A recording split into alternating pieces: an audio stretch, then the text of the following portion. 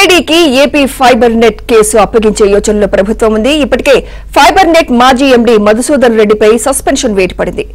నిధుల మళ్లింపు, అనర్హులకు అందలం, పని చేయకుండా జీతాలు డ్రా చేయడం వంటి తీవ్ర అభియోగాలు మధుసూదన్ రెడ్డిపై ఉన్నాయి.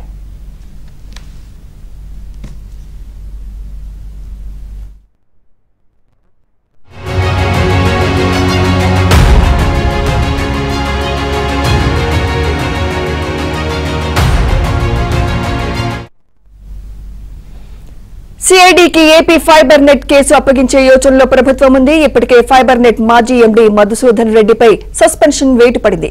ఇదే అంశంపై మరింత సమాచారం మా ప్రతినిధి సత్య అందిస్తారు. సత్య, ఏపీ ఫైబర్ నెట్ మాజీ ఎండీ మధుసూదన్ రెడ్డిపై ఈ రోజు సస్పెన్షన్ విధిస్తూ ఏపీ ప్రభుత్వం ఉత్తర్వులు వెలువరించింది. ఫైబర్ నెట్ కార్పొరేషన్ లో అవినీతిని కప్పుపుచ్చేలా మధుసూదన్ రెడ్డి ప్రయత్నాలు చేశారని ఆ ఉత్తర్వుల్లో స్పష్టంగా పేర్కొన్నారు. ప్రభుత్వ నిధులు దుర్వినియోగం చేశారని మధుసూదన్ రెడ్డిపై తీవ్రమైన అభియోగాల్లో సుమారు 800 కోట్ల రూపాయల నిధులు మాయం చేశారు అనేది, దారి మళ్లించారనేది ప్రధాన అభియోగంగా తెలుగుదేశం పార్టీ ఎమ్మెల్సీ రాంగోపాల్ రెడ్డి ఇప్పటికే సిఎస్ కు ఫిర్యాదు చేశారు. నిబంధనలకు విరుద్ధంగా ప్రైవేటు వ్యక్తులను ఉద్యోగాలలో నియామకాలను చేశారని కూడా ఆరోపణలు. ముఖ్యంగా కడప, పులివెందుల ప్రాంతానికి చెందిన సుమారు 500 మందిని ఏపీ ఫైబర్ నెట్ లో ఉద్యోగులుగా చూపిస్తూ వారికి నెల జీతాలు చెల్లిస్తున్నారు. నిజానికి వారు ఆ ఉద్యోగాల్లో పనిచేసిన దాఖలాలు లేవని చెబుతున్నారు. మరోవైపు ముఖ్యమంత్రి సొంత పత్రిక సంబంధించినటువంటి పత్రికలో పనిచేసే వ్యక్తి ఏపీ ఎస్ఎఫ్ఎల్ లో కూడా ఫైబర్ నెట్ లో కూడా ఉద్యోగిగా చూపించిన పరిస్థితి ఉంది. సాక్ష్యాలను ధ్వంసం చేసే ప్రయత్నం ఆయన చేశారు కాబట్టి ఆయనపై చర్యలు తీసుకుంటున్నామంటూ ఉత్తర్వుల్లో వెల్లడించారు. మధుసూదన్ రెడ్డి కేంద్ర సర్వీస్ నిబంధనలను ఉల్లంఘించినట్టు పేర్కొన్న ప్రభుత్వం హెడ్ క్వార్టర్స్ గురించి వెళ్లకూడదని ఆ ఉత్తర్వుల్లో పేర్కొన్నారు. పలువురు ప్రైవేటు వ్యక్తులకు లబ్ధి చూకూర్చేలా మధుసూదన్ రెడ్డి వ్యవహరించారన్నారు. మరోవైపు ఆయన మాతృ సంస్థ అయినటువంటి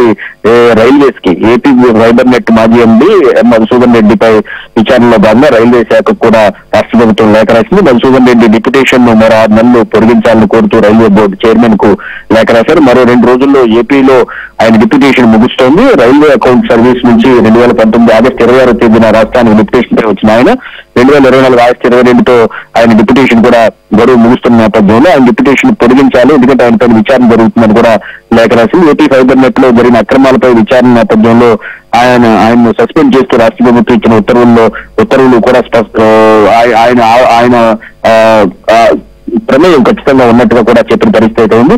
విచారణ జరుగుతున్న విషయాలపై కూడా రైల్వే బోర్డు దృష్టికి తీసుకెళ్లిన రాష్ట్ర ప్రభుత్వం ఫైబర్ నెట్ లో జరిగిన అక్రమాలపై విచారణ దృష్ట్యా మరో 6 నెలల పాటు ఆయన డిప్యుటేషన్ పొడిగించాలని కోరుతూ కూడా రైల్వే బోర్డుకు లేఖ రాశారు. అయితే దీనికి సంబంధించి వారు ఒక నిర్ణయం తీసుకోవాల్సి ఉంది.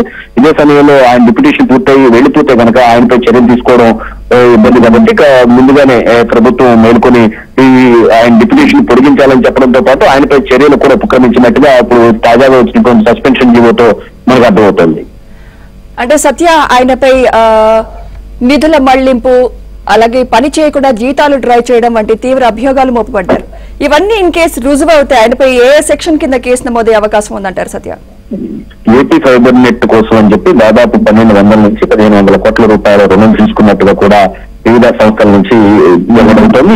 ఈ నిధులన్నీ కూడా ఏమయ్యాయనేది ప్రధానమైనటువంటి అభియోగం ఆయనపై ఉంది. నిధులు మళ్లింపుకు సంబంధించి అదేవిధంగా ఉద్యోగులు లేకపోయినా, పనిచేయకపోయినా వారికి జీతాలు చెల్లించారు, అవి కూడా డిజిటలైజ్ గా చెల్లించారా లేదా వోచర్ పేమెంట్ చేశారా అనేది కూడా తేలాల్సి ఉంది. వీటన్నిటికి సంబంధించి పూర్తి స్థాయిలో మైక్రో ఆడిటింగ్ అయితే ఇప్పటికే నిర్వహించాలని రాష్ట్ర ప్రభుత్వం నిర్ణయించిన నేపథ్యంలో ఇవన్నీ కూడా మైక్రో ఆడిటింగ్ పూర్తయిన తర్వాతే అంతర్గతంగా ఉన్నటువంటి వివరాలన్నీ కూడా బయటకు వచ్చే అవకాశం ఉంది. తరువాత మధుసూదన్ రెడ్డిని ఈ అంశం పైన తగు చర్యలు తీసుకోవడంతో పాటు దీని వెనక ఎవరున్నారనే విషయంపై కూడా పూర్తి స్థాయిలో ఆరా తీస్తూ ఉన్న పరిస్థితి అయితే ఉంది.